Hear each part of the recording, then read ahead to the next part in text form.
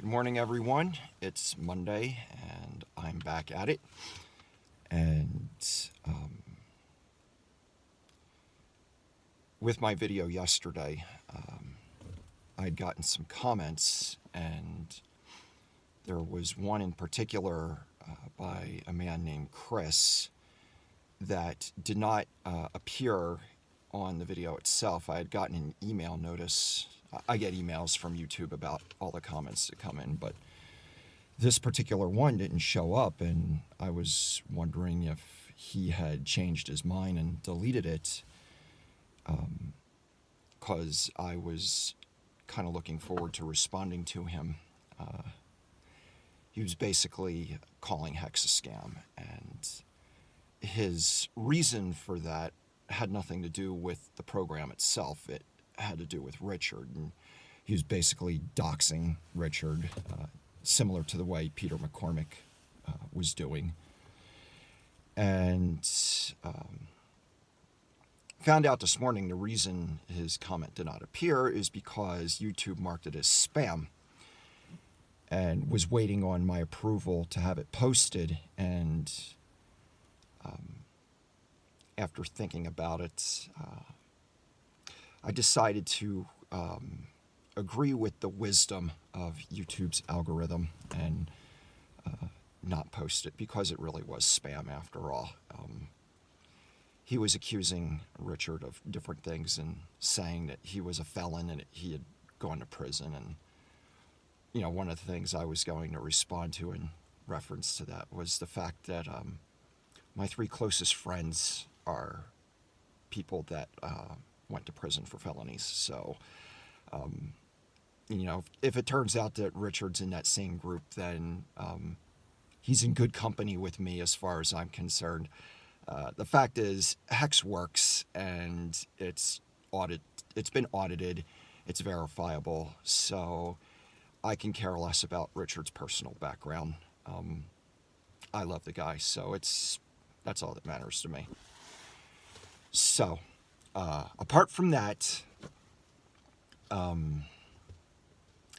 was thinking more about this issue of property that was talked about yesterday. And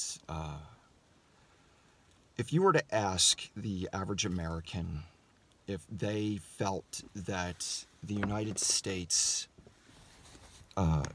is operating differently today than it did when it was first established back in 1789 when the Constitution was ratified, practically everybody, or close enough to everybody, would say definitely that America is not operating today the way it did back then. But if you were to ask those same people, well, what happened to make the change? When did it stop functioning differently? And that would be a more difficult question to answer for the majority of people, I believe. And really, it's actually a lot simpler than it may appear. I have a quote that I can almost take credit for it myself, because I just thought about it yesterday. And that is that all nonfiction books deserve to be read, but the really good ones ought to be read more than once. And there is a book that I've read twice that is called Unequal Protection by a man named Thom Hartmann. And that book is about the 14th Amendment and how the 14th Amendment has been interpreted by the courts to allow corporations to be recognized as people in the eyes of the law. And the reason for bringing that up is the 14th Amendment is the turning point for America. That is when things started to change as far as how the country operates, at least the federal government. And the reason for that is the way the 14th Amendment is worded. It says everybody who is born in the United States are naturalized is a citizen of the United States and of their respective state.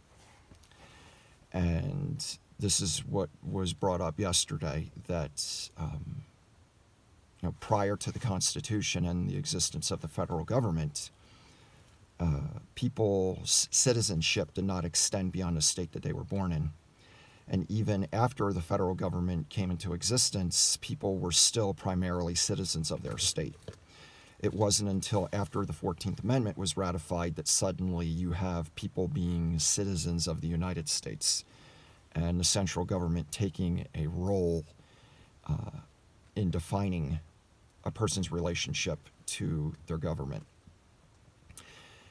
And the reason that this all happened, if you're not aware of the history regarding the 14th Amendment, is that when America was started, there were a certain demographic of people that were basically regarded as property. They were brought here probably against their will and were demanded to perform labor without just compensation, and they were treated as property. And the more popular term is slaves. I don't like to use that word.